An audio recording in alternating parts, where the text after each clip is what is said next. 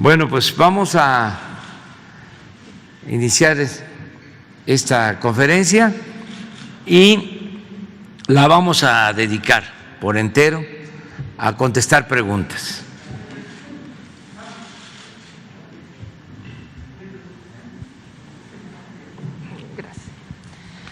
Buenos días, presidente. Me llamo de Mexico News y Sin Censura. En el margen de la investigación a los 31 científicos del CONACYT, hay otro asunto que tiene que ver con académicos. Desde hace algunos meses hemos estado reportando cómo, por ejemplo, profesores de asignatura de la UNAM no están teniendo sus sueldos, no les pagan justamente. Ellos nos denuncian que les pagan 800 pesos a la quincena y las deducciones que les hacen terminan dándoles recibos por hasta 2 pesos y no les terminan de cumplir los pagos. Esto por parte de la UNAM. Pero también, por ejemplo, en la Universidad Veracruzana o en la Universidad Autónoma del Estado de Tamaulipas se acaban de dar elecciones para cambiar al rector y a los personajes o a los maestros que cumplían con los requisitos y se estaban postulando, los dejaron afuera porque no estaban prácticamente vendidos a una mala práctica. Al punto que queremos llegar, presidente, es ¿qué se puede hacer desde el gobierno federal, desde la Secretaría de Educación Pública? Porque las universidades públicas utilizan esta autonomía para evitar ser investigadas, para evitar auditorías o para prácticamente venderse a los intereses. Han funcionado como cajas chicas de los gobiernos y de ahí han sacado hay mucha corrupción que no se investiga porque como son autónomas nadie las toca. Desde la SEP, ¿qué se puede hacer? Desde el gobierno federal, ¿qué se puede hacer para eliminar esta mala práctica que también se ha dado en las universidades? Bueno, yo pienso que tiene que ser algo que surja de la misma comunidad académica, de los mismos universitarios. Tiene que haber un movimiento por la reforma, por la renovación en el manejo de los fondos de las universidades públicas. Nosotros no podemos meternos porque sería violatorio de la autonomía universitaria, pero sí pueden hacerlo los mismos universitarios porque se dan casos en donde hay mafias, no encontré otra palabra, que dominan en las universidades públicas, así como existen los líderes charros, ya cada vez menos en los sindicatos, así también existen pues caciques que dominan en las universidades. Ellos ponen a los rectores. Es lo más antidemocrático que puede haber y manejan el presupuesto a sus anchas en forma discrecional. Es el caso de varias universidades del país y de personalidades que tienen muchísimo poder. El señor Padilla de Jalisco no es rector, pero es el que manda en la Universidad de Guadalajara para hablar en plata. Y así en otros casos. Pero eso lo tienen que resolver los mismos universitarios. Y debe de atenderse el que se mejore la situación de los maestros de asignatura de las universidades públicas, que ganan muy poco, y que no haya privilegios arriba. Y también que no haya influyentismo, nepotismo, mafias, que son las que dominan para la asignación de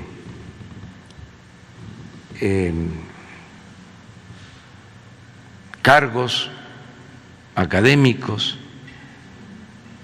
Hay muchísimos investigadores que quieren ascenso o que aspiran a ser tomados en cuenta y no pasan porque existen estos grupos de poder.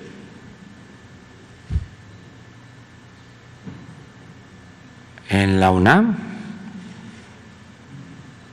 lamentablemente, sucede y en todos lados, pero no podemos meternos. Si ya con lo que estoy diciendo a lo mejor se van a enojar, imagínense si hacemos más cosas. Entonces, en el caso del CONACYT es distinto, porque pues eso es un instituto del gobierno, pero las universidades tienen autonomía. Entonces el llamado ahí es para los estudiantes, para que se estudiantes organicen. Y académicos, porque hay muchos maestros que se quejan, nada más que no se atreven, además no habían las condiciones, porque si protestaban les iba peor, se cometían injusticias. Pero ahora tenemos que hacer valer nuestras libertades, no quedarnos callados. La democracia es una forma de vida que no solo tiene que ver con la actividad política electoral, tiene que haber democracia en la familia, tiene que haber democracia en el sindicato, tiene que haber democracia en la escuela, en todos lados.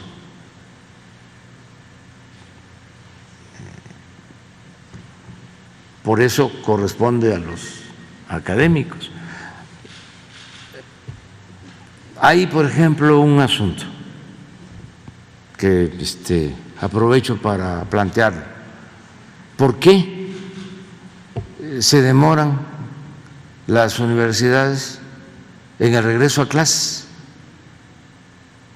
¿Por qué no muchas universidades no regresan a clases?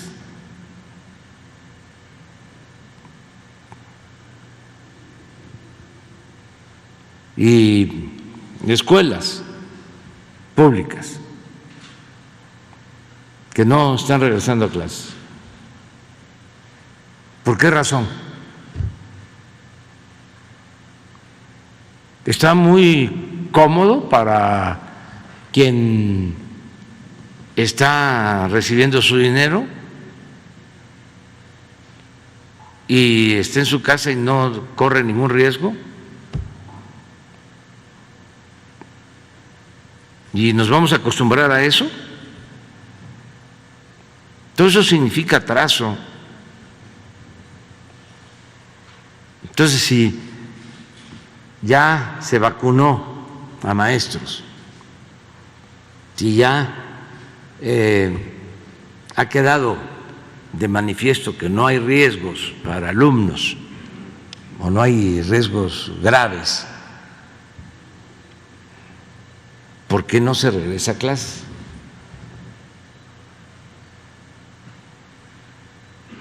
Es un llamado a los sindicatos, también de las universidades. Es un llamado respetuoso a las autoridades universitarias y también a los estudiantes. ya vamos a reunirnos, a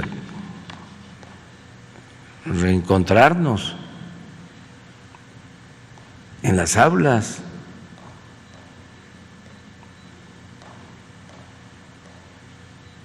Es un llamado respetuoso porque nos hace falta. Es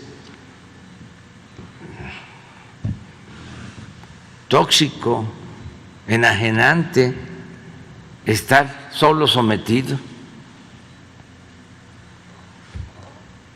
a los sistemas de Internet, llámense como se llamen. Hay que leer, se puede desde luego leer también en el Internet con las tabletas, pero los libros, es importantísimo la lectura y la comunicación y el debate en el aula y cómo nos formamos, pues le debemos mucho de lo que somos a nuestras maestras, a nuestros maestros. Entonces va a cambiar ahora. No necesitamos a las maestras, no necesitamos a los maestros cuando se estudia. Son los aparatos diseñados no sé por quién, con contenidos que no tienen que ver con el humanismo, más que nada mercantilistas. Entonces, sí hace falta que sigamos haciendo un esfuerzo. Ahora que se informe sobre cómo va la pandemia el martes próximo, pues vamos a seguir informando de que no hemos tenido problemas mayores de contagio y cuántos han regresado a clases, cuántos no.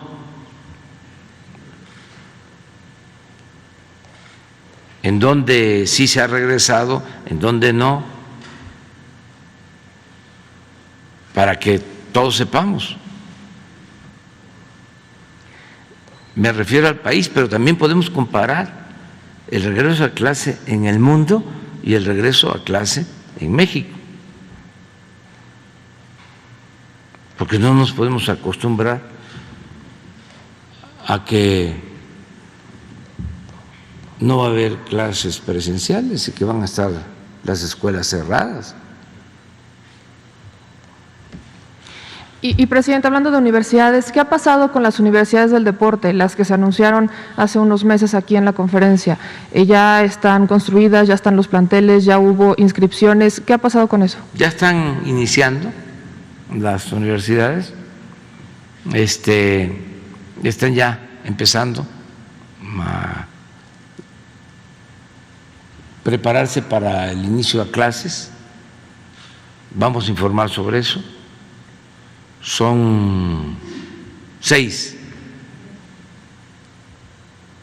A ver, es Campeche, es Veracruz, es Texcoco, es Tepito para boxeo,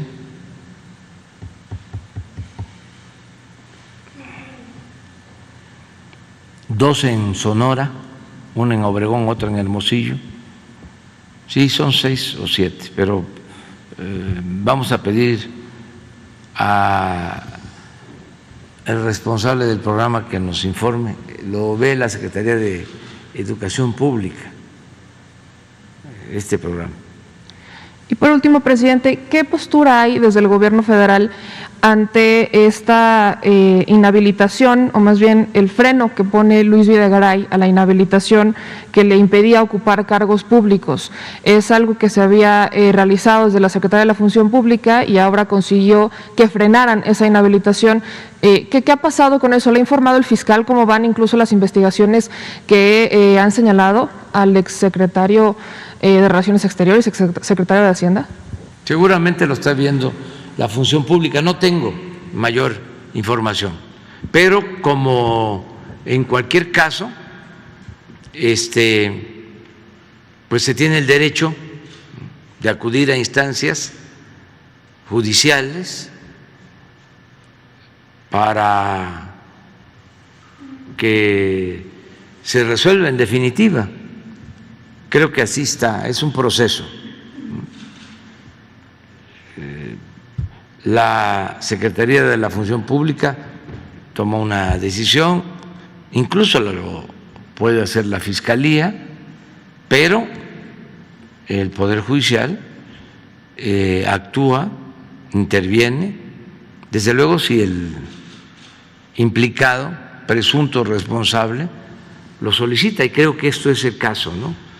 Yo lo que considero que fue un avance es que en la ley de austeridad que propusimos, ya un funcionario de alto nivel no puede, creo que en 10 años, trabajar en una empresa privada, porque era un abuso.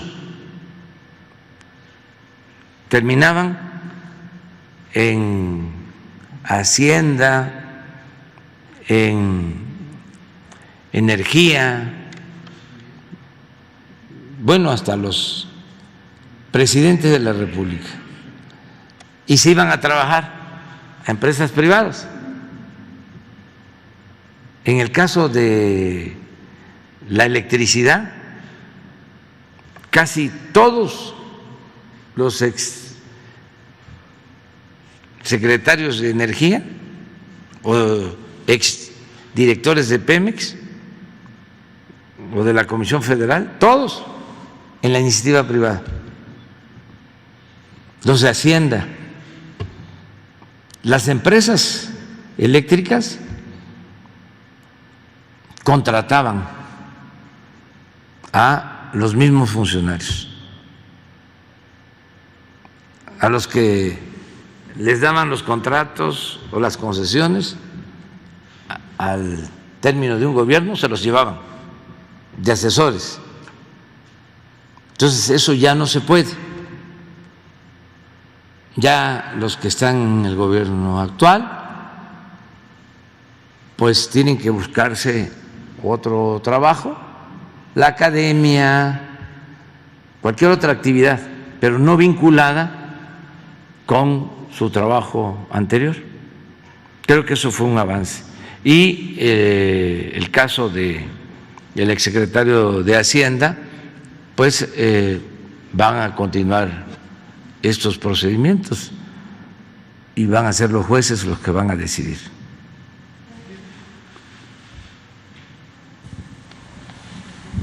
Gracias. Buenos días, presidente. Shaila Rosagel, corresponsal del Grupo Gili, El Imparcial de Sonora, La Crónica de Mexicali y Frontera de Tijuana. Presidente, el gobernador de Baja California, Jaime Bonilla, anunció que usted hará una gira por la entidad próximamente, en los próximos días. ¿Nos podría detallar de qué se va a tratar esta gira? ¿Cuál es su agenda por allá? ¿Qué días van a ser? Bueno, voy a estar dentro de 10 días, de este fin de semana al próximo. Voy a estar en San Quintín, en Ensenada, en Mexicali, en Tecate, en Rosarito y en Tijuana. Los 5 municipios, aunque ahora ya son 6 con San Felipe, y no sé si hay otro. No, creo que solo San Felipe, pero voy a los 5. Voy pues a inaugurar obras, a llevar a cabo reuniones para evaluar cómo vamos en Baja California y también para hacerle un reconocimiento al gobernador Bonilla, que ya deja la gobernatura, y expresar nuestro apoyo a la nueva gobernadora. Entonces, hay una transición de gobierno en muy buenos términos, no hay confrontación, y decirle al pueblo de Baja California que vamos a seguir apoyando a la nueva gobernadora, que ella va a ser como lo establece la Constitución, pero además así lo decidió el pueblo, la autoridad, la gobernadora de Baja California, y va a recibir todo nuestro apoyo, todo el apoyo del gobierno federal. Vamos a seguir apoyando a Baja California. Muy bien, presidente. En otro tema, en Sonora, la venta de terrenos campestres está en auge. Las autoridades municipales de Hermosillo tienen al menos 20 procesos jurídicos contra estos desarrollos inmobiliarios por irregularidades. Muchos de estos terrenos son ejidales o terrenos en posesión sin títulos. Y el problema es que prometen a los compradores las escrituras que no se las pueden dar porque no están regularizados. ¿De qué forma su gobierno pone atención a este negocio en lo que están involucrados predios ejidales? Si tiene alguna información al respecto, si la SEDATU le ha informado algo. Sí, ya se ha detenido bastante todo lo que es el tráfico de estos terrenos para fraccionamientos, negocios inmobiliarios. Acuérdense ustedes de cómo los más influyentes de los gobiernos anteriores se dedicaban a los negocios inmobiliarios, tenían empresas para hacer unidades habitacionales del Infonavit. Recuerdo que cuando el FOAPROA se recuperaron departamentos porque se rescató a bancos y a empresas y quedaron esos departamentos y se remataron.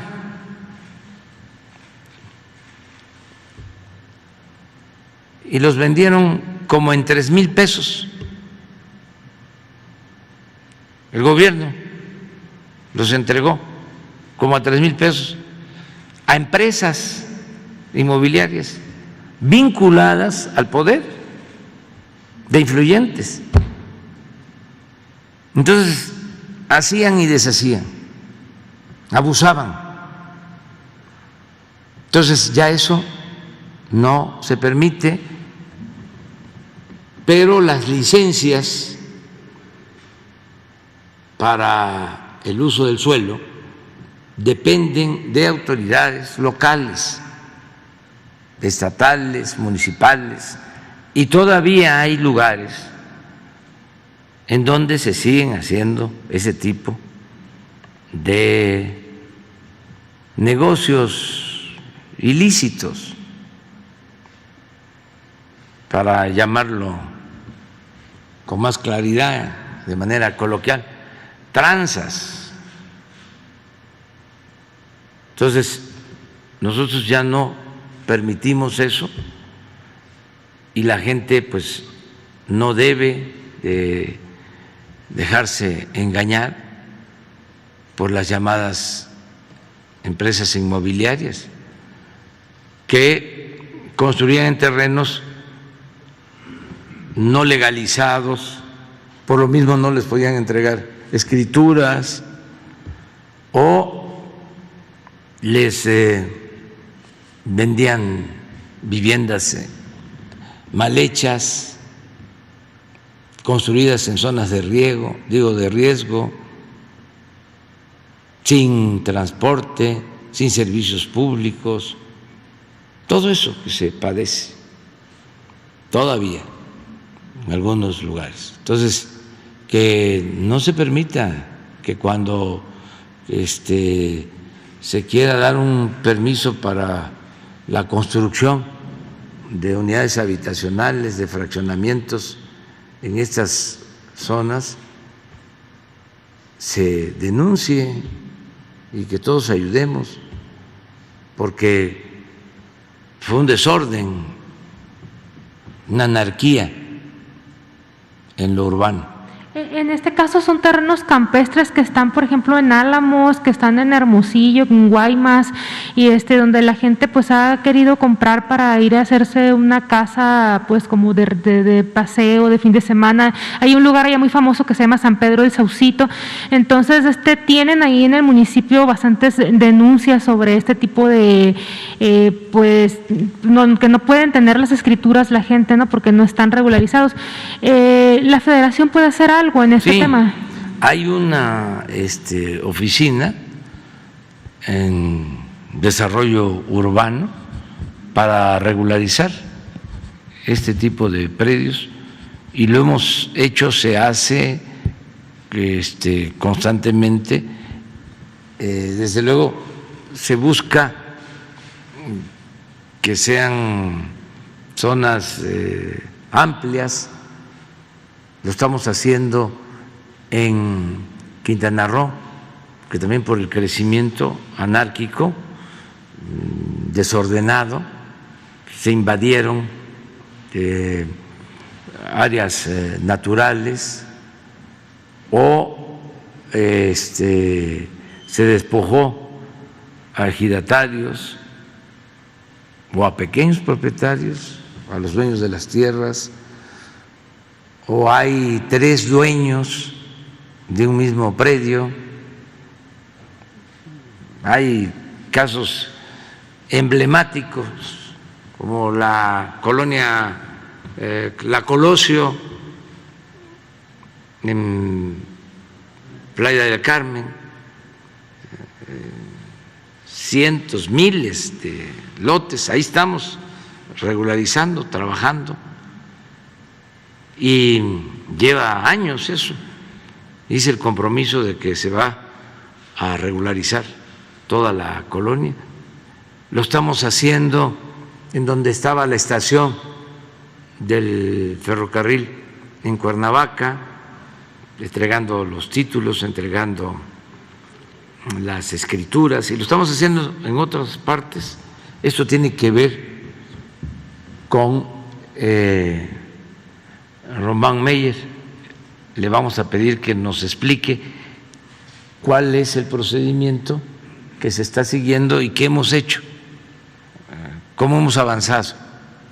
Y en este caso en Sonora, ¿cómo están actuando por estas inmobiliarias que están vendiendo estos predios que son ejidales, algunos? Puede ser que con la información que nos estás dando, cuando venga Román a explicarlo, ya podamos dar una respuesta de qué manera se puede ayudar. Gracias, presidente. Ya por último, muy rápido, sobre su llamado a venir al Zócalo el 20 de noviembre, pues quería preguntarle si no hay pues algún problema de que pueda haber contagios por COVID-19, pues la pandemia todavía no ha pasado. Entonces, ¿en qué va a consistir esta reunión en el Zócalo a la que usted llamó? Si va a haber una cierta cantidad de personas a las que les va a permitir el acceso, o si usted está haciendo un llamado en general a llenar el Zócalo, pues como en las épocas de antes de la pandemia. ¿Cuál sería? Lo estamos viendo, se está analizando.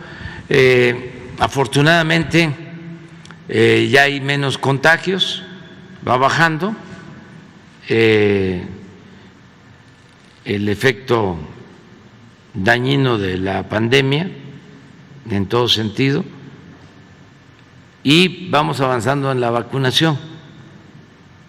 Queremos para finales de este mes tener ya vacunados a todos los mexicanos mayores de 18 años. estamos avanzando. Hoy tengo una reunión por la tarde para ver cómo vamos y cómo vamos a intensificar en estos días la vacunación para cumplir con el compromiso de que estén vacunados todos los mexicanos, aún con una dosis, antes de que finalice este mes. Entonces, hoy tenemos esa reunión. Luego tenemos que ver si de manera voluntaria, consciente, sin prohibir, porque está prohibido prohibir. Asisten los que ya tienen 2 dosis, por ejemplo. Invitamos a que lo vean por las redes o por la televisión, que interactúen con nosotros, los que tienen una sola vacuna. En fin, estamos viendo que los que están enfermitos, que se queden en la casa, y también cuántos pueden llegar, la distancia y todo lo que nos puedan recomendar los médicos. Pero sí hace falta ya una asamblea informativa amplia, y lo voy a hacer no solo en el Zócalo, sino lo vamos a hacer después en todos los estados. En Mijiras va a haber asambleas a partir del 20, con ese empezamos. Sí, pero cuidadosas, dependiendo de las circunstancias.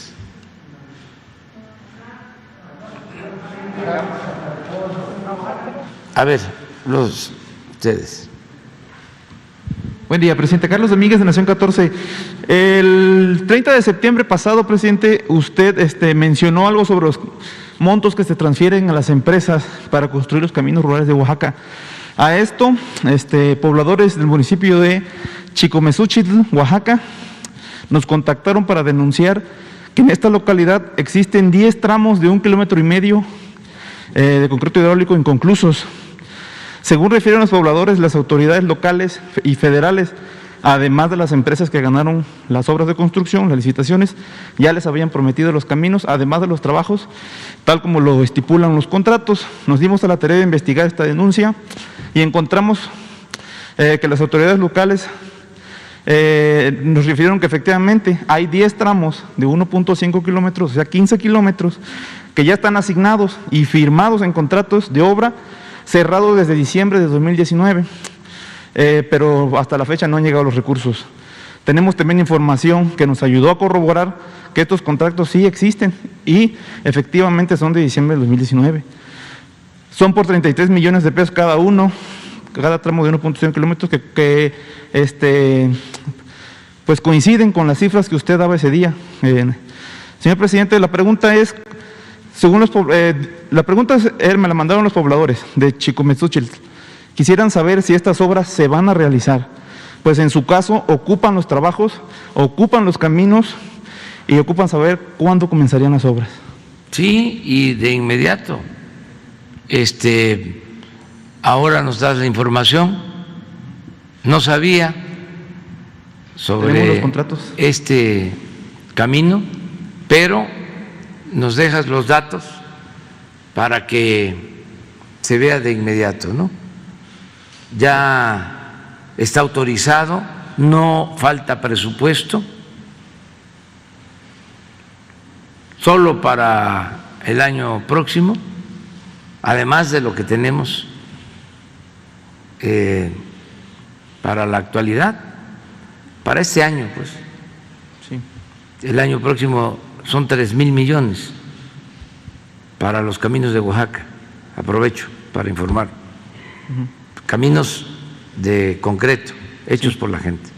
Ok, entonces no es un tema de presupuesto, no sabía por qué llevan 2 años casi. Sí, hay a veces problemas en las mismas comunidades. Un asunto que suele pasar es de que existen las autoridades del municipio y existen las autoridades de las agencias. Entonces, el presupuesto pues llega o lo ejerce la autoridad municipal y las agencias a veces se quejan de que no les corresponde presupuesto, no los toman en cuenta. No sé de qué se trate, pues, pero algo debe de haber, porque es la primera vez que me entero. Sí. De hecho, es pero qué bien que lo planteas, porque yo tengo el compromiso de que cuando termine el gobierno, todos los caminos a las cabeceras municipales de Oaxaca van a estar pavimentados con concreto y hechos por la gente. ¿Y cuántos caminos son? Porque estamos hablando de que Baja California tiene 5 o 6 municipios, pero Oaxaca tiene 570. Entonces, ¿cuántos caminos había en Oaxaca? O mejor dicho, ¿cuántos municipios de Oaxaca no tenían camino pavimentado a sus cabeceras municipales? Cerca de 300. Entonces, el compromiso es hacerlos todos, los cerca de 300. Y esto solamente se puede hacer como se está llevando a cabo. Se entrega el apoyo a las autoridades y ellos hacen los caminos. Trabajamos todos. Eso es la democracia, el gobierno de todos. El pueblo es gobierno y por eso podemos avanzar. Mi responsabilidad es conseguir los fondos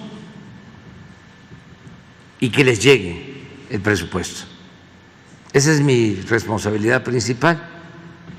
Por eso estoy muy pendiente de que no se nos caiga la recaudación, de que no haya gastos superfluos, que no haya derroche y desde luego que no haya corrupción, para que así el presupuesto rinda y alcance.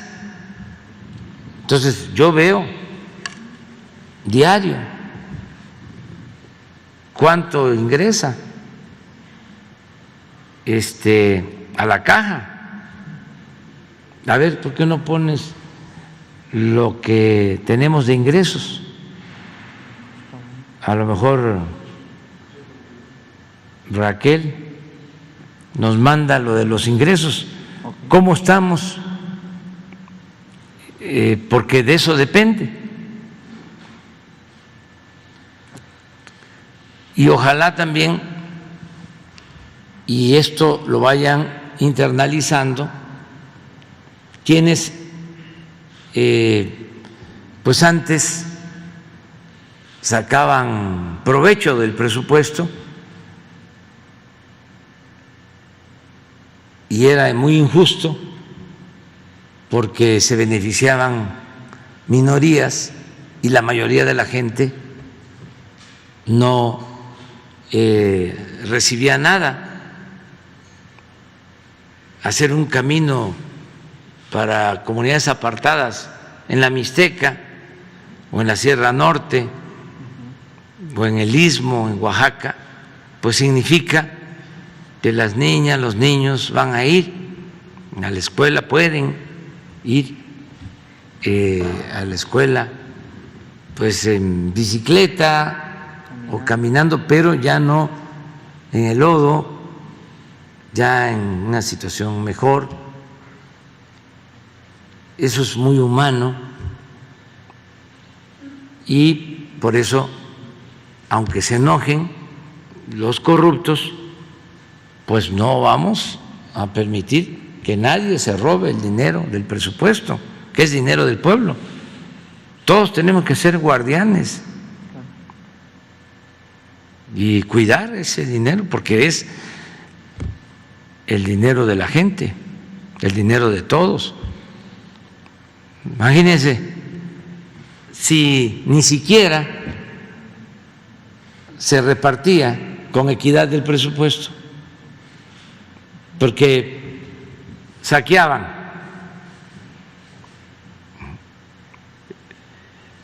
daban concesiones, contratos jugosísimos a los influyentes, no pagaban impuestos, pero además se robaban el presupuesto o usaban el presupuesto para sobornar, para maiciar,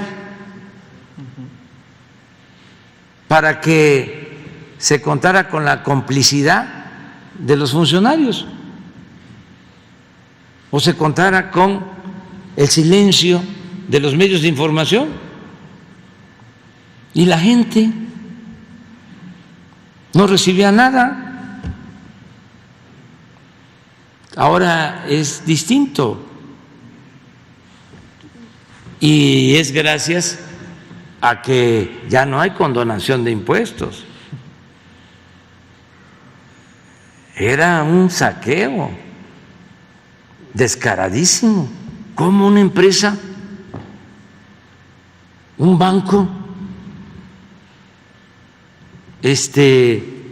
no paga impuestos o les devuelven 10,000 millones? No hay un gobierno municipal, un municipio grande, que tenga 10,000 millones de presupuesto. Hay cerca de 2,500 municipios en el país. El 75% de esos 2,500 no llega su presupuesto ni a 50 millones al año, de más de 1,000 municipios, que no llega ni a 50 millones. Hay municipios que tienen 10 millones al año de presupuesto. Para que una empresa deje de pagar 10,000 millones, una gran injusticia. Así estamos. Ayer sí.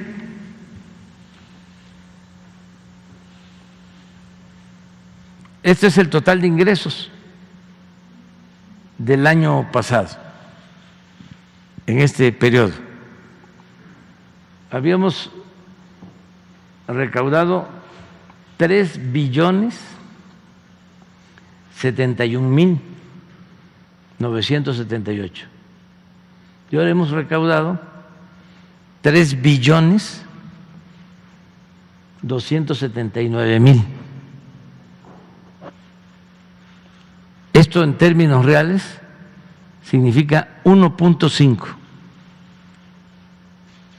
Aunque se agregue la inflación, de todas maneras es un incremento de 1.5 la recaudación de ahora. Y en tributarios, que son solo impuestos, lo mismo, 2.515.000 y ahora 2.709.000. aquí tenemos como 200,000 millones más de recaudación. En términos reales, 2.4. Aquí viene, este es impuesto sobre la renta, 1.348.000.000, ahora 1.421.000.000, 0.2 en términos reales, y IVA, sí, ha aumentado más, desde 721,000 millones a 861,000 millones de pesos, 13.5. Pero así estamos.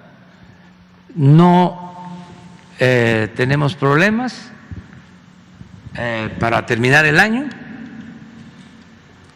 y no le debemos a nadie. Se han entregado las participaciones federales a los estados y tenemos para pagar toda la nómina y aguinaldos de todos los trabajadores al servicio del Estado, de maestros, de médicos. Tenemos finanzas públicas sanas, pero es por esto, y tenemos el recurso, a lo mejor ya está despierta, yo creo que sí, porque se levanta temprano, Victoria Rodríguez, la subsecretaria de Hacienda, que nos informe cuánto tenemos disponible de los caminos de Oaxaca y cuánto se estimó en el proyecto de presupuesto para el año próximo. Y ya veamos lo tuyo. ¿Está garantizado entonces la construcción de estos 10 tramos, presidente? Sí. Gracias. Sobre otro tema, hace algunos meses fue denunciado aquí precisamente la utilización de un algoritmo, presidente, digital en el conteo de votos con el que presuntamente se realizó un fraude electoral en Tlaquepaque, Jalisco. El mismo algoritmo que utilizaron cuando le hicieron fraude a usted, precisamente. En esta ocasión usted dijo que se denunciara ante la FEPADE. Así se hizo, y lo único que sucedió fue que lo regresaron a Jalisco, donde evidentemente las autoridades han sido juez y parte en los procesos electorales y obviamente no llevaron a cabo absolutamente ninguna investigación. Entonces, presidente, ¿cómo se va a garantizar que no haya más fraudes electorales si la misma Fiscalía lo está permitiendo? Posterior a esta denuncia, hace unos días el Tribunal Electoral anuló la elección en Tlaquepaque, Jalisco, porque intervino un alto miembro del clérigo en favor de Movimiento Ciudadano y su candidata, Citlali Amaya. La resolución del Tribunal Electoral fue que hubo violaciones al proceso electoral por parte del miembro de del clero.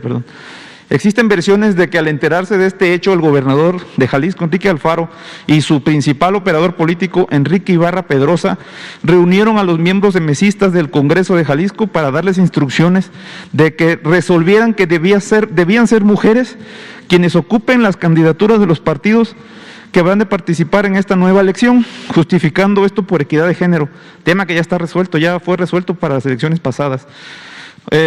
Usando para el cual ellos ya no tienen, usa un tema para el que el Congreso no tiene facultades, ya que el Congreso es local y la resolución pues es federal.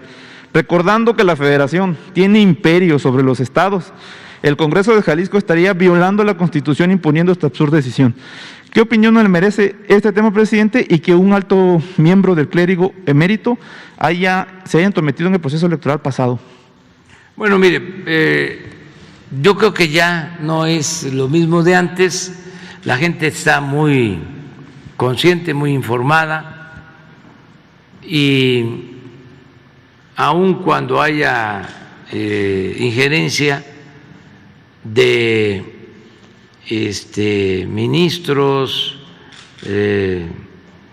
eclesiásticos, sea de la Iglesia Católica o de la Iglesia Evangélica, de todas las denominaciones, ya la gente está muy consciente, muy despierta. Es como los medios de información o el manejo de las redes sociales. para la guerra sucia. Ya no funciona. Antes tenía más efecto. Ahora ya la gente está mucho más consciente. Yo siempre digo y estoy convencido, el pueblo de México es de los pueblos más conscientes, políticamente hablando, en todo el mundo. Estamos hablando de millones de mujeres y de hombres conscientes, libres. Eso no es poca cosa. Hay pueblos muy atrasados.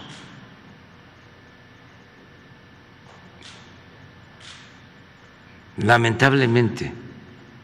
Pero el pueblo de México ya es un pueblo de avanzada. Por eso ya no funcionan todas las viejas mañas, las viejas estrategias de manipulación. Ya no funcionan. No se puede poner,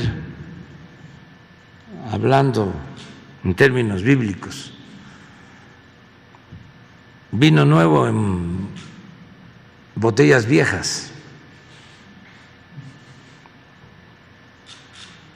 Es como lo de los bots, es un rotundo fracaso.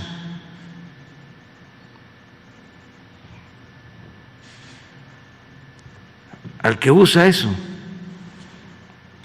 no los bots, porque esos son robots, pero quien utiliza eso como propaganda pierde su tiempo y su dinero y se exhibe, se degrada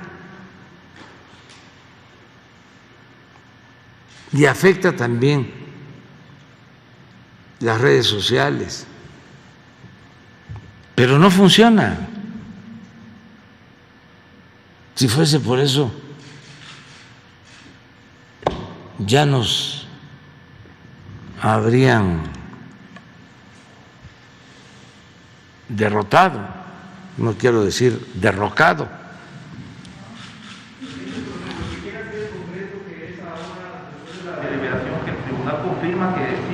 Bueno, existe en ese caso la instancia legal, hay que acudir. Eso ya no me corresponde a mí, pero como tengo conocimiento de esos asuntos, me refiero a que cuando no le corresponde al Congreso local tomar una decisión, los afectados pueden acudir a las instancias electorales locales y luego federales, porque según entiendo hubieron elecciones, los partidos presentaron el porcentaje de mujeres y el porcentaje de hombres que la ley exige. En un municipio, según me lo planteas, se anula una elección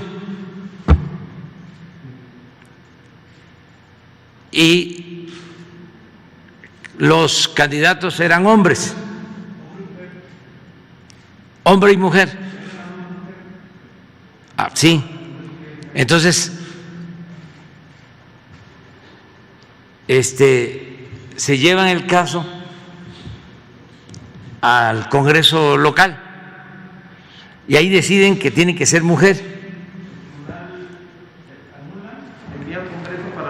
y deciden que tiene que ser mujer, o sea que ya no puede ser el mismo, no puede ser hombre, sino que tiene que ser mujer, afectando al candidato que participó. Pues eso tiene que irse a la instancia de electoral, al Tribunal Electoral, que ya lo han de haber hecho, porque es normal que se haga, y esa instancia es la que va a resolver. Siguen habiendo estas cosas indebidas. Bueno, el Tribunal Nacional acaba de hacer cosas, pero ¿para qué nos metemos ya en eso? Ya lo pasado, pasado. A ver, lo de Oaxaca.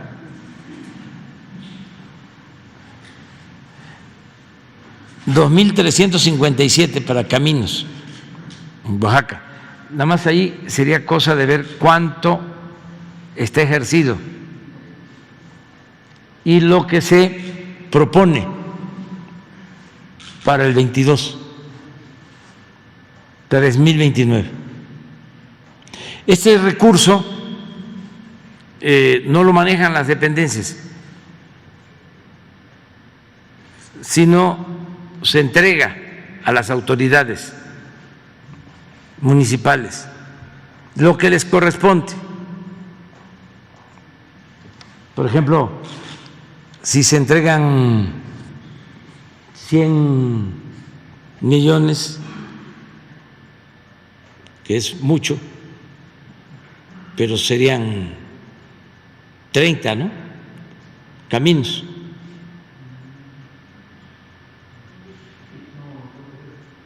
Sí.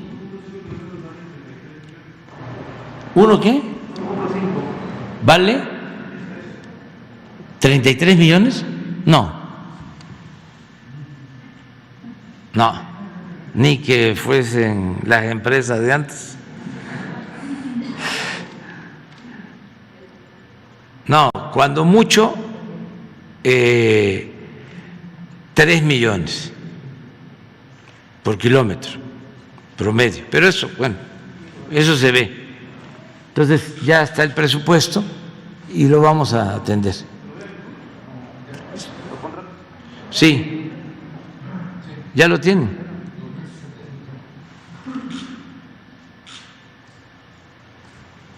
$2,065 ejercido de 2,357, o sea que todavía queda. Quiere decir que están trabajando. No hay subejercicio.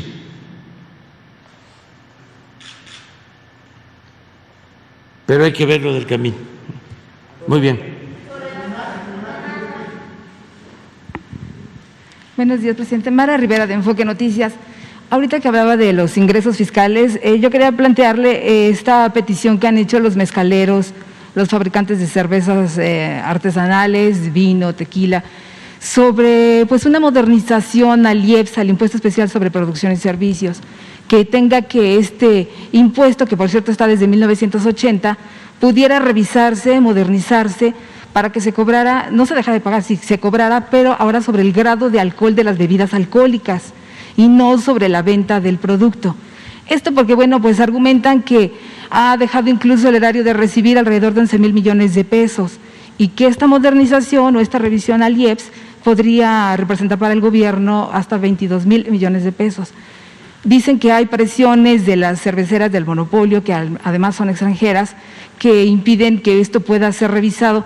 ¿Habría posibilidades de que el secretario de Hacienda, que ya conoce de esta petición, pudiera revisar esto y darles una respuesta clara a la petición que se ha hecho, el planteamiento? Sí, tomamos tu petición y lo revisamos. Ahora, otra pregunta. Usted decía que el próximo lunes vendrá prácticamente todo el Gabinete de Energía a hablar sobre su propuesta de reforma eléctrica. En el tema del litio, se dice que pues hay anexos en el TEMEC, donde tenía el gobierno que haber puesto en esta lista de reservas, pues precisamente el litio, y que no está considerado o puesto esto en el TEMEC. Por lo tanto, dicen analistas que podrían venirse pues ciertas inconformidades, demandas incluso por los socios comerciales. Si esto nos lo pudieran explicar también, ahora que vienen el próximo lunes todos los funcionarios sobre el ramo, y ya nada más el comentario también respecto a esta petición de las autoridades electorales que también comentaba, de la revisión que pudiera hacerse al caso, en este caso, de su hermano, de Pío. ¿El caso de? De Pío, de su hermano, respecto a este video que se difundió, que supuestamente recibió dinero, en fin, que ya se abrió la posibilidad de ser investigado por parte de las autoridades electorales del INE. Bueno, en el caso del litio, ya se dio a conocer y se va a profundizar de que se está decidiendo, si se aprueba la iniciativa que enviamos, de que el litio sea un mineral de manejo, uso exclusivo de la nación, que no se entreguen contratos ni concesiones, que sea propiedad de la nación, de los mexicanos. Se va a buscar en la ley secundaria ya la forma de explotarlo.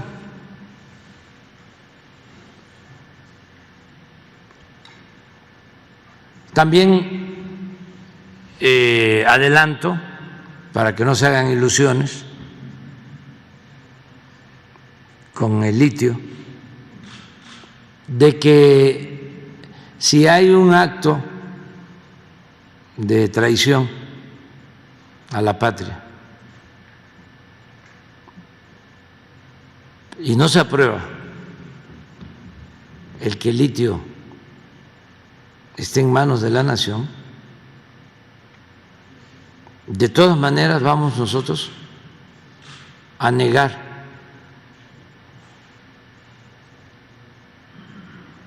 cualquier solicitud de concesión para la explotación del litio. Y tenemos facultades para hacerlo. Lo que queremos es que quede en la Constitución establecido de que el litio es de la nación.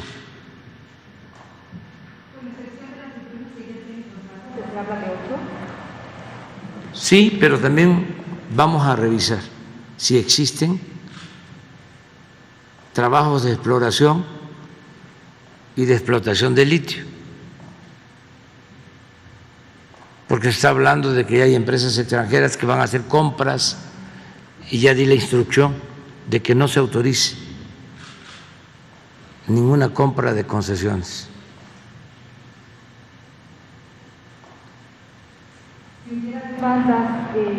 Nos vamos a los tribunales.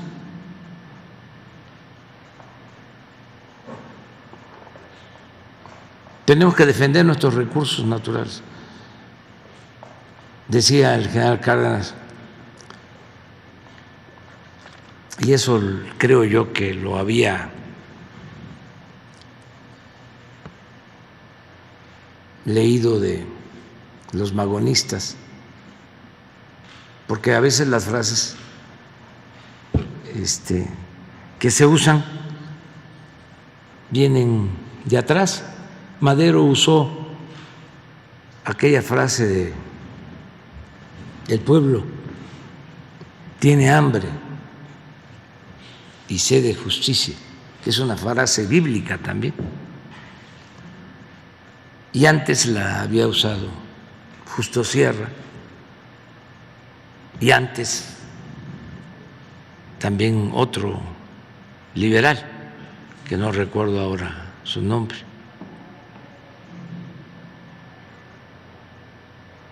Y el general dice, quien entrega los recursos naturales de México a extranjeros es traidor a la patria. Es una frase del general, pero También Ricardo Flores Magón lo había dicho antes. Está como la frase de Vargas Llosa de que el PRI era la dictadura perfecta. Casi igual lo había dicho Turner en el México bárbaro, hablando de la dictadura porfirista.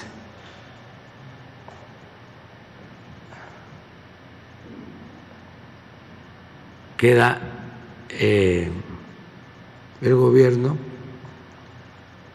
de la dictadura perfecta.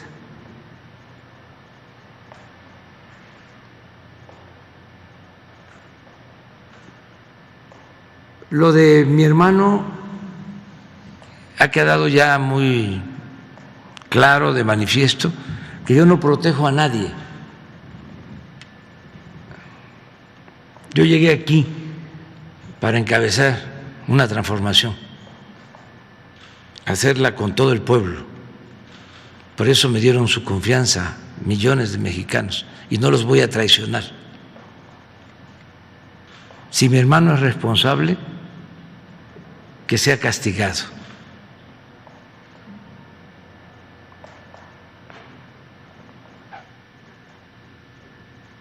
Yo no establezco relaciones de complicidad con nadie, ni con los miembros de mi familia. Yo ya no me pertenezco.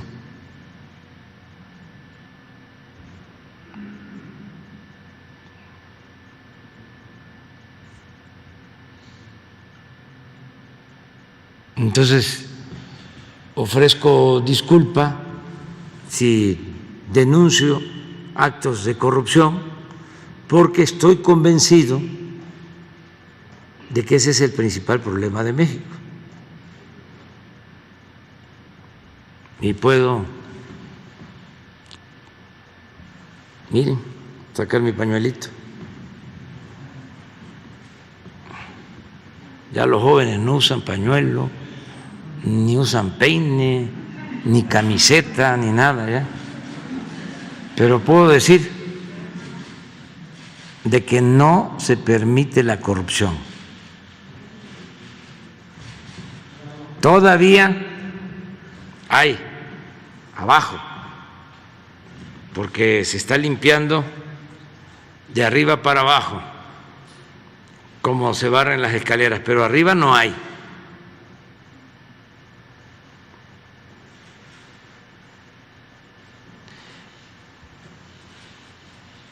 Y vamos a seguir limpiando de corrupción en el gobierno. Lo otro que me planteaste es… Pues era prácticamente lo del compromiso con los productores de cerveza tradicional. Es una competencia, es un ciclo no parejo en materia de impuestos, concretamente el 10. Pues Hacienda lo va a ver, el SAT le vamos a pedir a Raquel Buenrostro.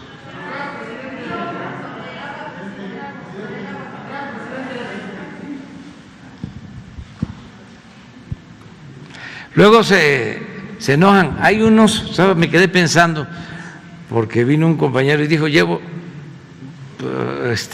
protesto, porque llevo 6 días o algo así y no me tocaba la palabra. Entonces se propuso, vamos a hacer la tómbola, y dijeron no. O sea, eso sería lo mejor,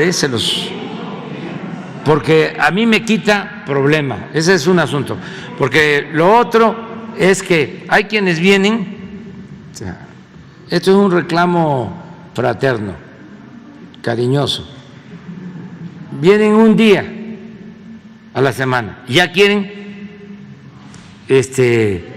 que les contestemos, y hay quienes vienen más tiempo. A mí me cuesta trabajo, o sea,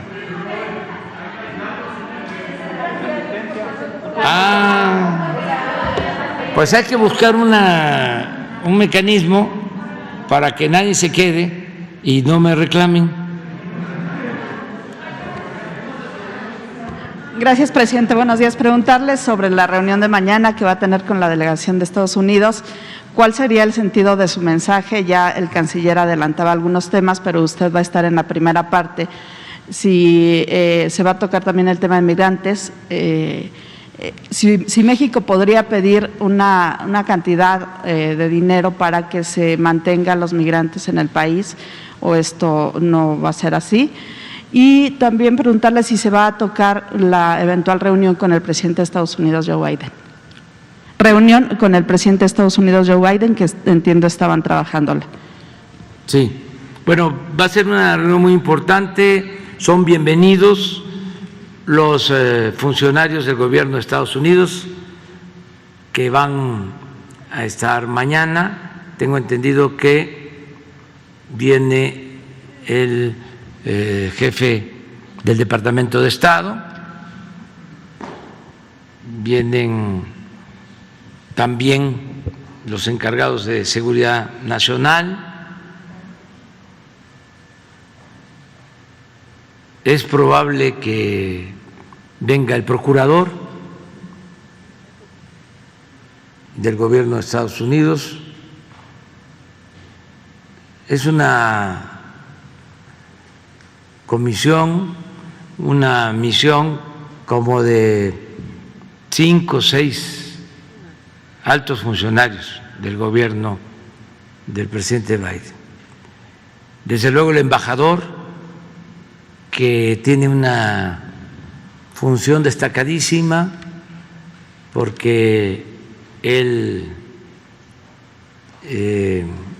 ha expresado su deseo de que se mejoren las relaciones. No son malas, no hemos tenido diferencias de fondo ni de forma,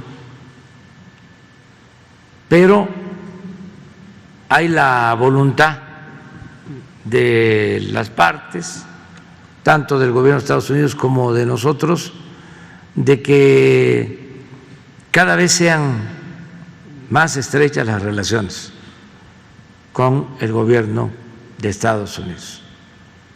Ya es sabido que todo esto con respeto mutuo, con respeto a nuestras soberanías y con la premisa de la cooperación para el desarrollo.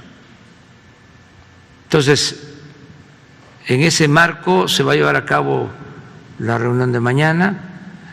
Yo mañana sí voy a estar poco tiempo con ustedes porque tenemos un desayuno a las 8 de la mañana, o sea que vamos a estar 1 hora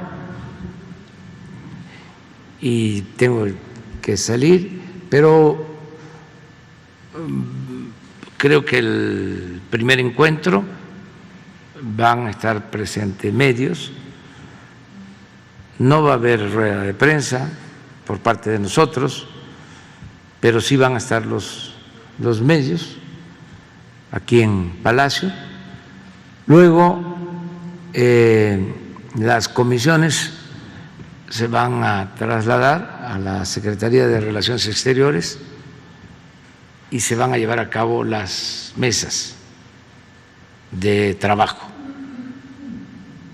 para sacar los acuerdos. Yo creo que va a ser muy importante este encuentro. Ya cada vez hay más coincidencias en que debemos de atender más lo relacionado con el desarrollo.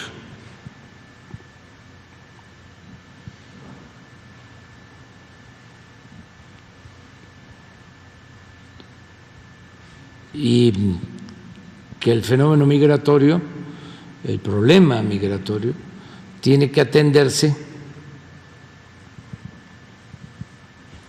creando oportunidades de trabajo, de bienestar en los lugares de origen de los migrantes, para que antes de que salgan de sus pueblos y abandonen sus familias, arriesgándolo todo, que tengan la opción de trabajar y de ser felices donde nacieron, donde están los suyos, donde están sus culturas. Ese es nuestro enfoque, esa es nuestra propuesta. Y lo que estamos planteando es que el gobierno de Estados Unidos invierta para apoyar a países pobres que requieren ayuda, que la migración sea opcional, no forzosa. Eso es lo que se plantea y se está avanzando mucho porque el presidente Biden tiene interés en que se mejoren las cosas.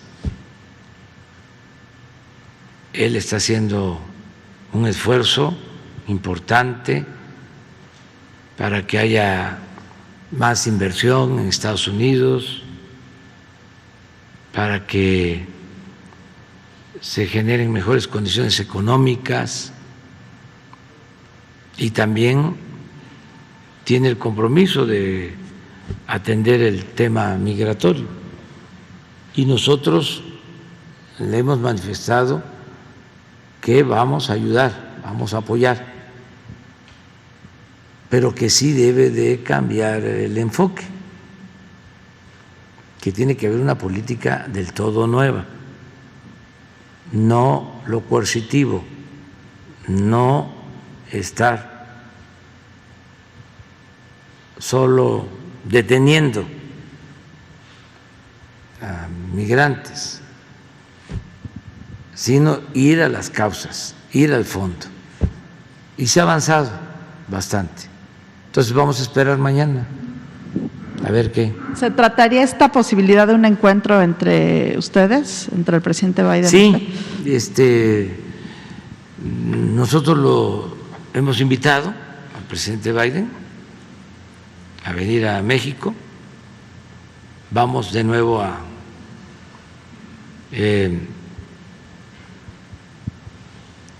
manifestarle la invitación para que esté con nosotros. Van a seguir viniendo funcionarios, senadores a México, funcionarios que van a seguir viniendo para observar, revisar los planes nuestros que les estamos proponiendo, que se apliquen en Guatemala, en Honduras, en El Salvador,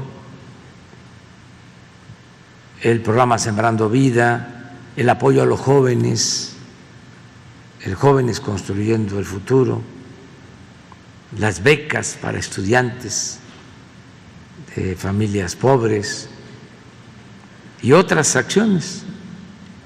Entonces, se está viendo todo esto. Y finalmente preguntarle, se reportan o se reportaban desaparecidos 13 migrantes en Chihuahua. ¿Qué información tienen al respecto? Entiendo que ayer hubo una búsqueda de parte de autoridades locales. No tenemos el informe, hoy no lo tratamos. Puede ser que lo esté viendo la autoridad local,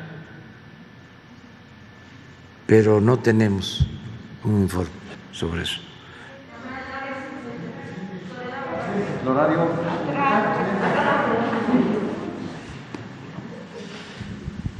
Y luego tú, sí, porque ya tienes mucho tiempo. Buenos días, señor presidente. Felipe Fierro, de tiempo.com.mx y Puente Libre. El gobernador de Jalisco ya anunció oficialmente cuándo va a ser la consulta sobre el pacto fiscal. La pregunta dice, ¿está de acuerdo en que cada 6 meses se revisen los términos de la coordinación fiscal y la manera en que la Federación distribuye los impuestos para que se decida si Jalisco se mantiene o se sale del pacto? La primera pregunta es, ¿qué opinión le merece esto? Y en relación con el mismo tema, ahorita usted plantea que no hay problemas para el pago de la nómina por parte de la Federación y las finanzas son ordenadas, son sanas. Sin embargo, el otro México, los estados, casi todos, los municipios importantes, casi todos, y los menores, pues, de siempre están prácticamente quebrados, técnicamente quebrados. Esto no es nuevo, usted lo vivió cuando era prácticamente gobernador aquí en el Distrito Federal. El problema es, o la pregunta es, ¿qué visión tiene la Cuarta Transformación sobre el federalismo? Porque es evidente que vivimos en un sistema totalmente centralizado, la Federación controla todo el sistema fiscal, los principales impuestos en un 90-95%, controla las facultades de todo, salud, educación, comunicaciones, comercio, ambiente, todo. Entonces, ¿cuál es su visión?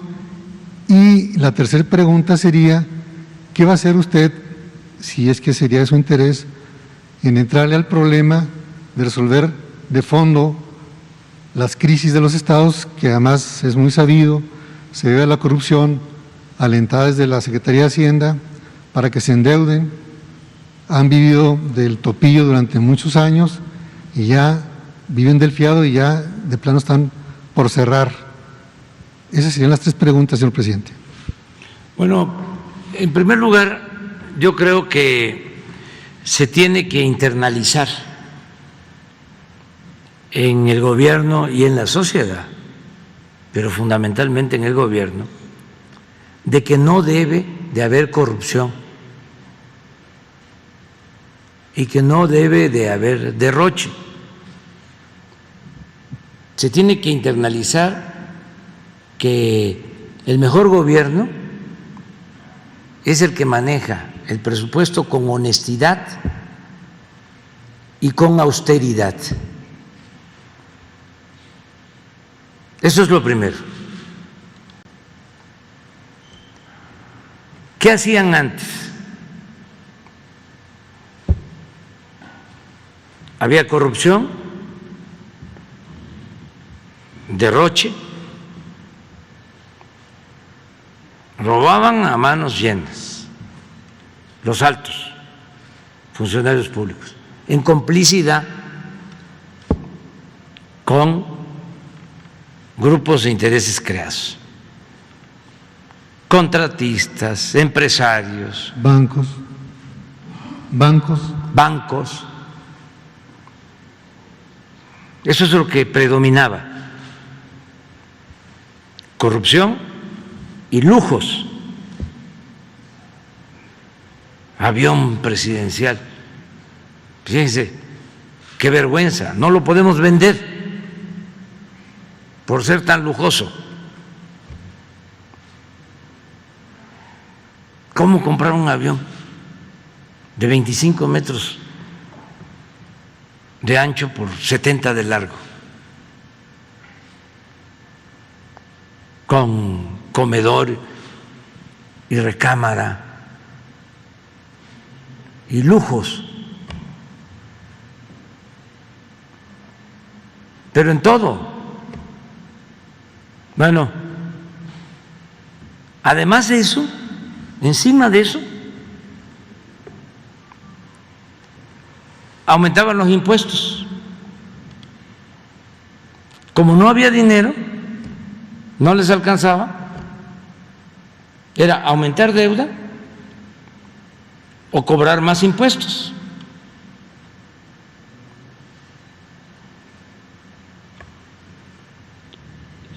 Se pueden cobrar más impuestos, pero primero el gobierno tiene que demostrar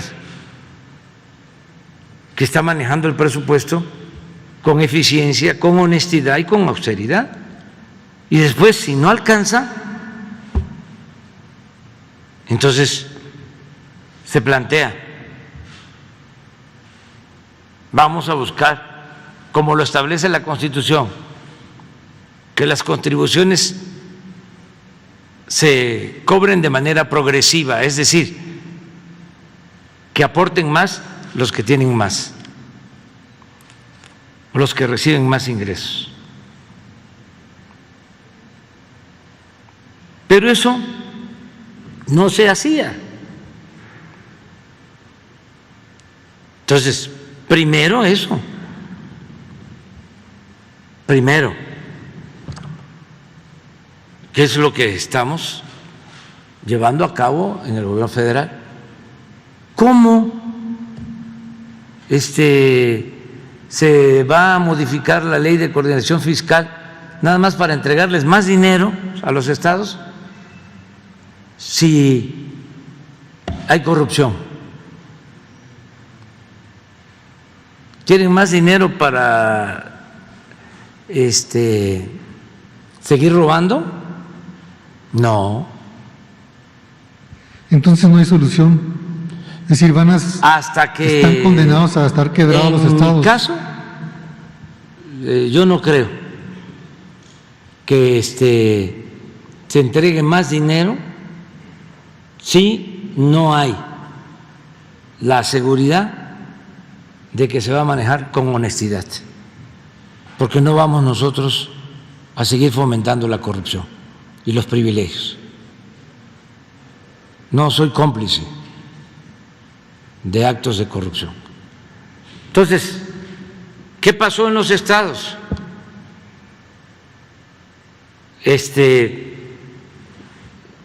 Se reciben participaciones.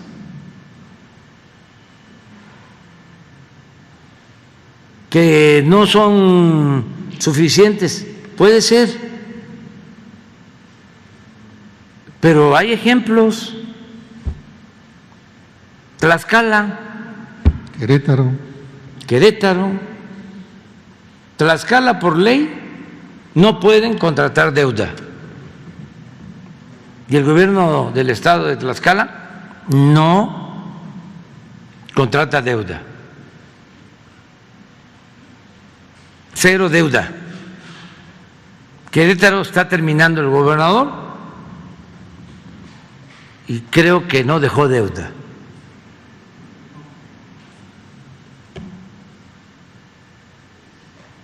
Entonces, sí hay forma de que se puedan tener fondos, siempre y cuando pues no haya prepotencia.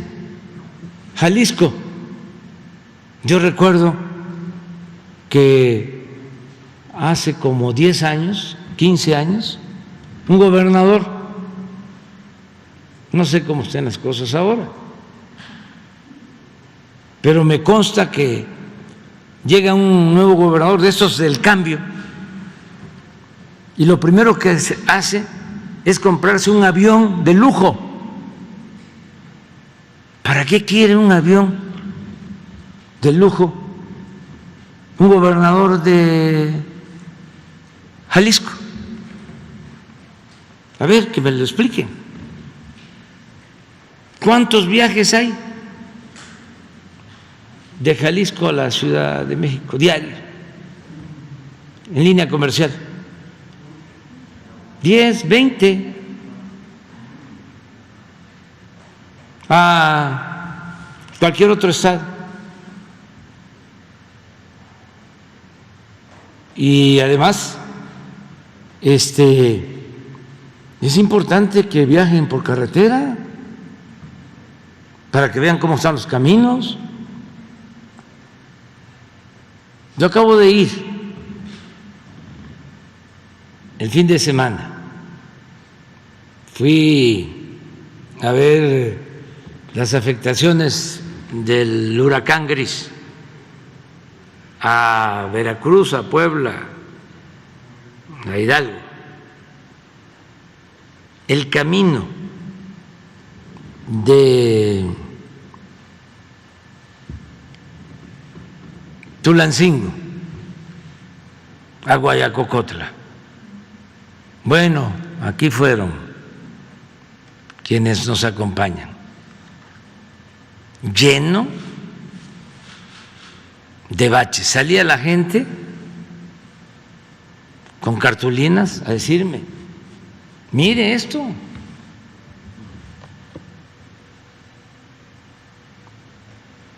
Pude haber ido en helicóptero, ¿no?, a Guayacocotla, y me ahorraba pues no solo el sangoloteo, aunque estoy aflojado en terracería, pero la vergüenza también, pero sirve. Y además que esto ayude a que todos los servidores públicos pensemos en las necesidades de la gente.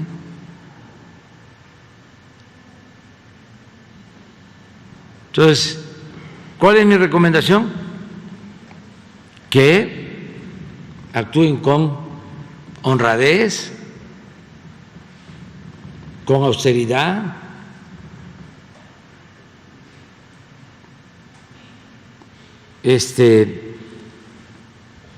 y que ahorren y puedan liberar fondos para el desarrollo, y también que están en su derecho de presentar controversias constitucionales o hacer consultas para que se modifique la ley de coordinación fiscal. Otro asunto también que es importante aclarar, ayer lo estaba yo viendo en un Face, diciendo hay estados que aportan más en el desarrollo y que por lo mismo deben de recibir más. Un poco el criterio de Nuevo León, ¿no?, que dice cada rato eso. No de ese diputado, no, sí, una eminencia, sí, Cuadri, que si desaparecía Chiapas, Oaxaca y Guerrero, México estuviese mejor. Esa idea muy conservadora, porfirista. Bueno, pues eso mismo se maneja en algunos estados para ganar adeptos. Es decir, ofrecemos nosotros mucho y nos dan muy poco. O nosotros somos los que trabajamos y los del sur no trabajan.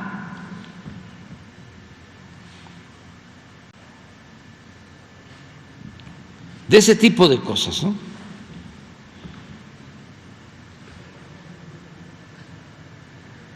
Es como lo que decía el que fue director del Reforma, que es la misma mentalidad. Ya hemos hablado aquí que son millones los conservadores de México. No son pocos, son millones. Porque a veces pensamos que nada más es Calderón, que es Fox, o ¿cómo se llama? El escritor muy famoso entre las clases medias, Moreno. No, ese pensamiento es amplio, está extendido el pensamiento conservador, son millones. Se encuentra en clases medias y en clases altas. Estamos hablando de 10, 20 millones de personas, 30, muchos que piensan igual, así, y que son clasistas y que son racistas. Nada más que también su doctrina es la hipocresía y tienen un doble discurso, siempre hay una doble moral. Pueden ir al templo, pueden ir a la iglesia y salen de ahí y olvidan los mandamientos. Pero retomando el tema, porque es importantísimo. Sí, porque al final Dicen, a ver, ¿y por qué el sureste? Ahora, porque sí hay inversión federal en el sureste. Ah, porque habían dejado abandonado el sureste y el sur también existe. Y no se trata de quitarle al norte ni de quitarle al centro, se trata de emparejarnos, porque durante el periodo neoliberal el norte creció en promedio 4%, el centro 2% y el sur sureste 0. ¿Y saben quién aportó más para el desarrollo del país?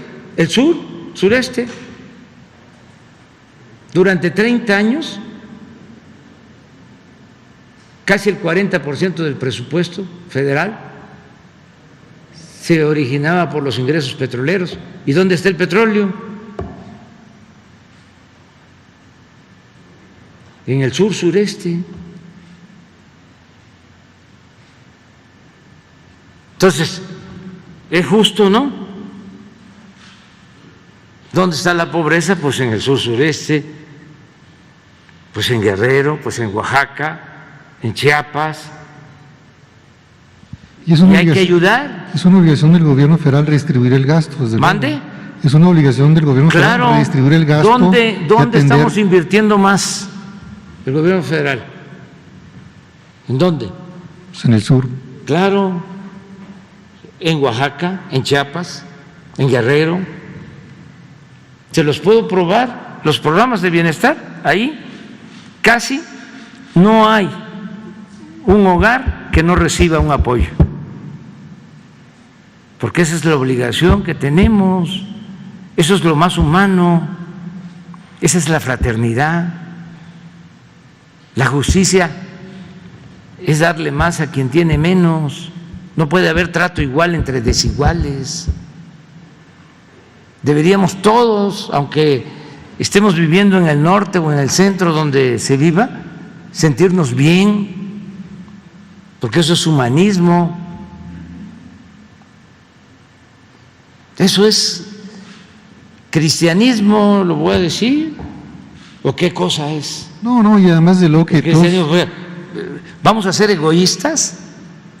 No, desde luego que no, señor presidente, desde luego que ahí... Pero hay otro asunto. Hay otro problema de fondo, no es ese. Yo creo que se coincide en que la distribución de la riqueza debe atender prioritariamente a quien menos tiene. Eso no es discusión, o al menos no sería el sentido de mi pregunta, o no fue el sentido de mi pregunta. Sí, yo te entiendo. Sino advertir que independientemente que se generó por corrupción, alentada desde el centro, desde hace muchos años, varios estados están postrados y al final de cuentas quien paga es la ciudadanía, que tiene malos servicios, que no tiene acceso a buenas prestaciones sociales, que inclusive los sistemas de pensión están tronadísimos y cada vez se advierte más que la presión se eleva, ¿verdad?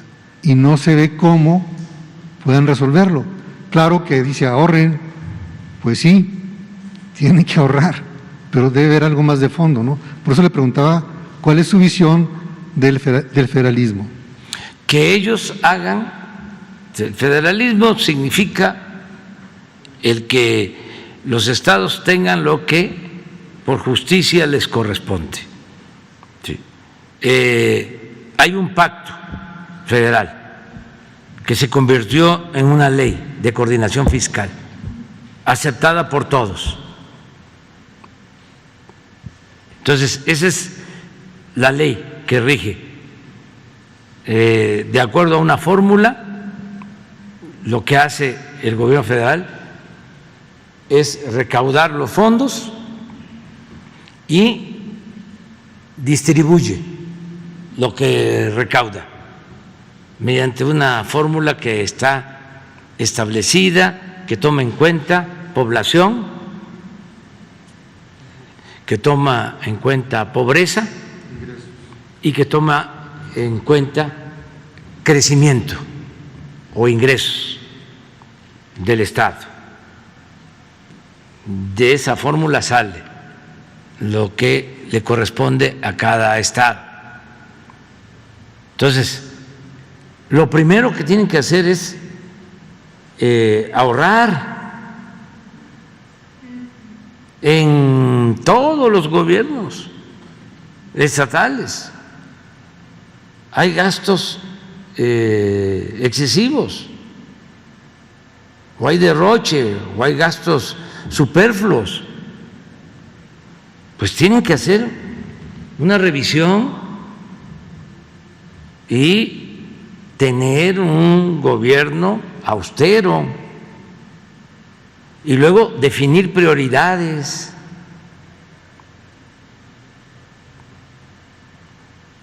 Les voy a poner un caso, un ejemplo.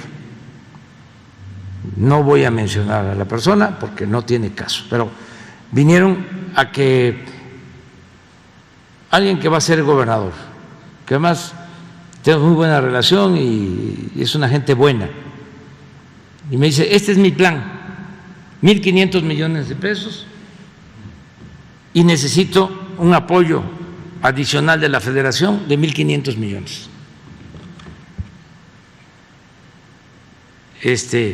Bueno, vamos a ver. Este es mi plan de los 1.500 millones de dinero propio, o sea, del Estado. Entonces, el gasto mayor de esos 1.500 millones, casi 800 millones, lo veo así, en un, ¿cómo se llama estos sistemas que pusieron de moda García Luna? C6. C6. Así es, ¿verdad? Porque hasta ahorita el C5.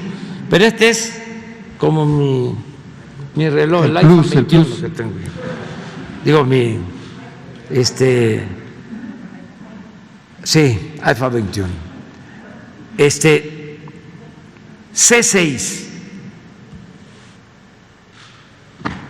¿Cómo,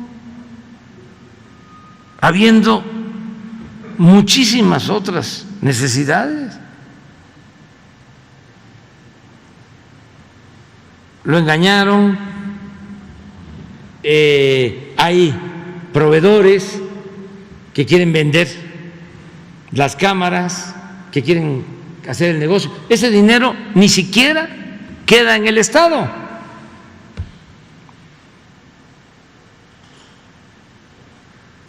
No les estoy hablando del tanteo, estoy poniendo un ejemplo. Entonces, ¿qué tienen que hacer? Priorizar. A ver, primero, la nómina, porque por ley no se le puede retener el salario a los trabajadores. Eso es lo primero. Claro, a los trabajadores, no a los, ¿cómo se les llama a estos que cobran sin trabajar? Aviadores. Que va a ser muy fácil, van a encontrar en la nómina gente que no se va a presentar, que no existe. Entonces ahí van limpiando, se garantiza primero lo de los trabajadores. Segundo, mantenimiento.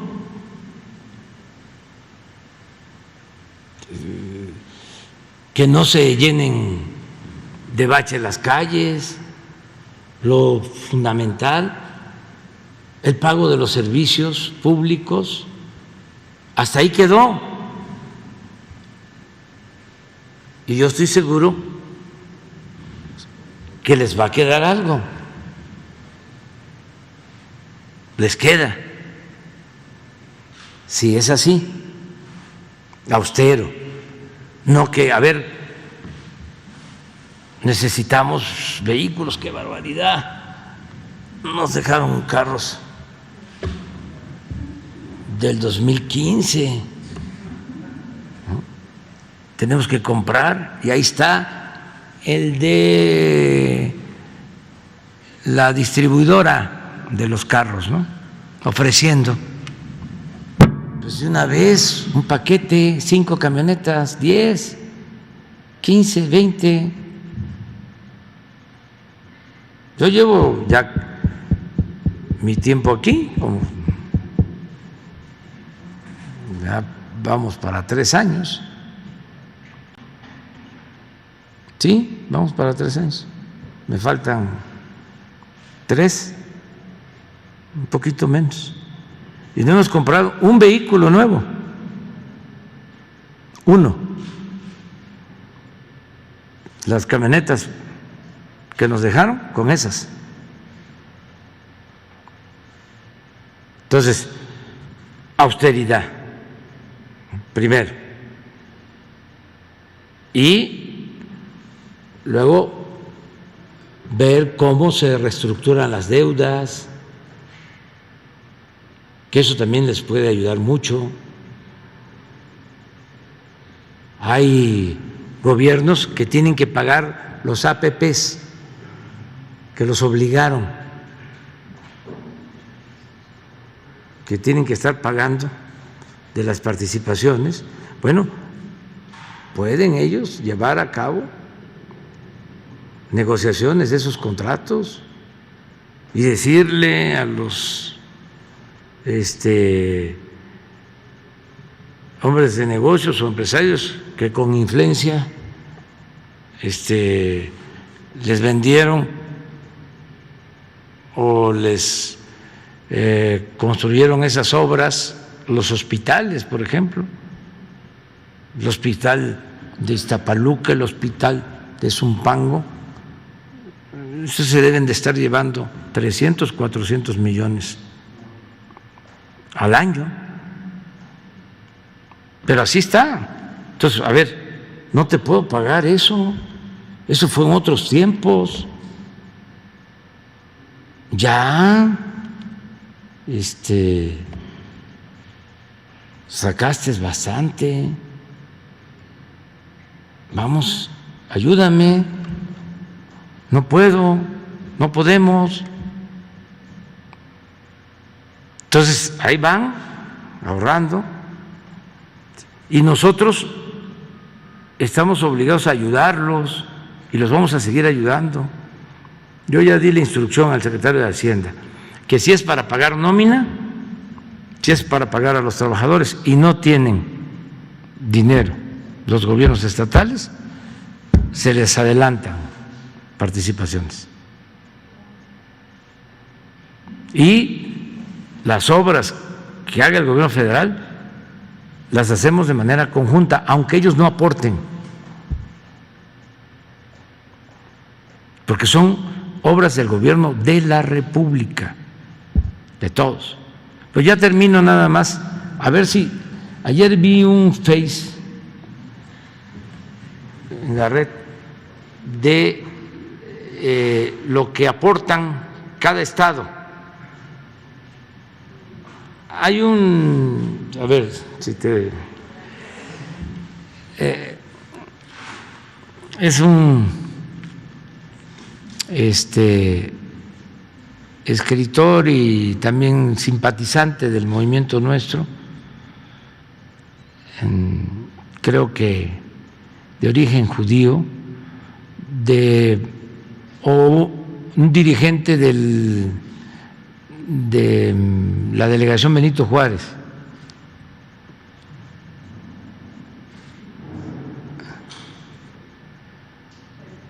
que hizo un trabajo para ver cuánto aportaba cada estado al Producto Interno Bruto. No. El caso es que la Ciudad de México aporta 16%, el Estado de México 8%, más o menos, de acuerdo a esa información, de lo que retuve. Nuevo León 7%.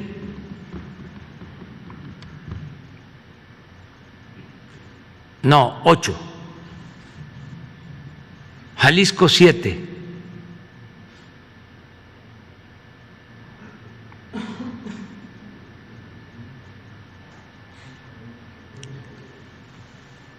Y están todos los estados, también como para ver que de acuerdo a la participación al producto, esto.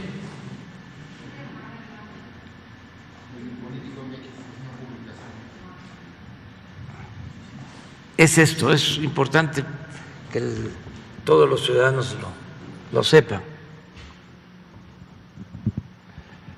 Del Producto Interno Bruto, que deben de ser como 20,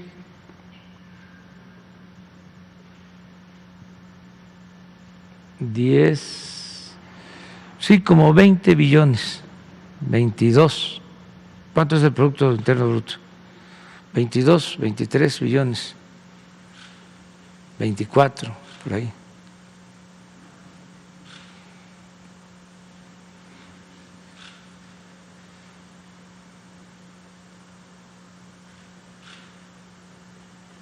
De todo, esto es lo que aporta cada entidad. Les decía yo, 16.1 la Ciudad de México, el Estado de México 8, Nuevo León 8, Jalisco 7.1, Veracruz 4.5, Chihuahua 3.5,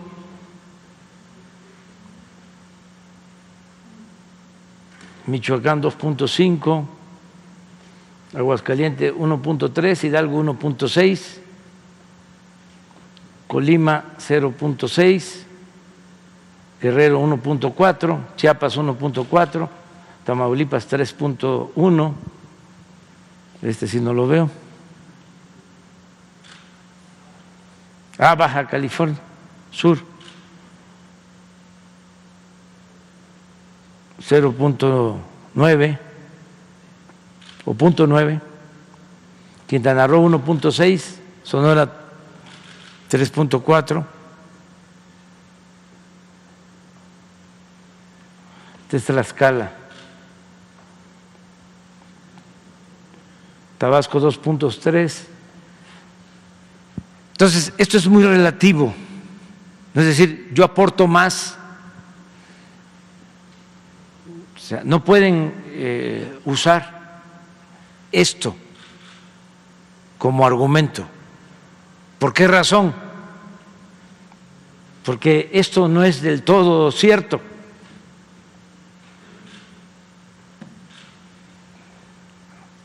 Y no es del todo cierto porque aquí están las empresas matrices y está toda la actividad financiera.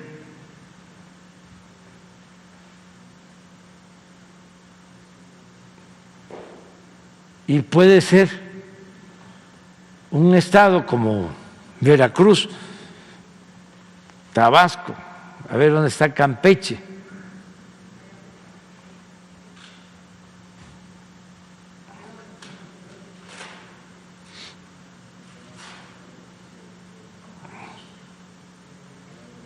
Está Yucatán 1.5, no veo Campeche.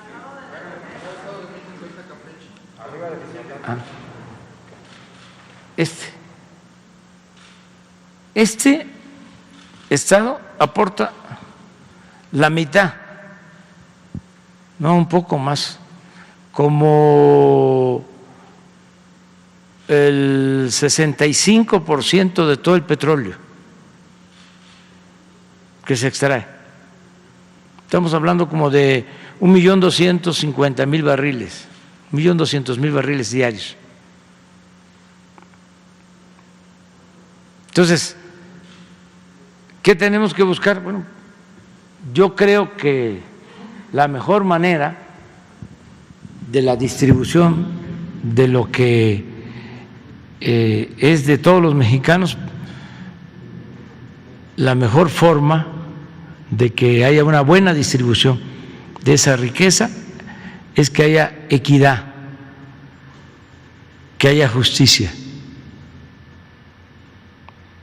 Y desde luego que no haya corrupción, porque si no hay corrupción, lo mucho o lo poco que se tiene se distribuye mejor o alcanza para lo indispensable. 24.9 lo estimado de Producto Interno Bruto, 24.900.000.000.000 es el Producto Interno Bruto. Entonces, ese es el reparto. Entonces, vamos a seguir, yo lo que recomendaría es, vamos a seguir limpiando de corrupción. Vamos a volver hábito la honestidad.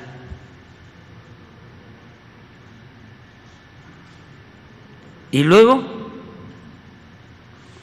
se ve si se aumentan los impuestos y luego se ve si hay una distribución distinta en el ingreso. Pero primero,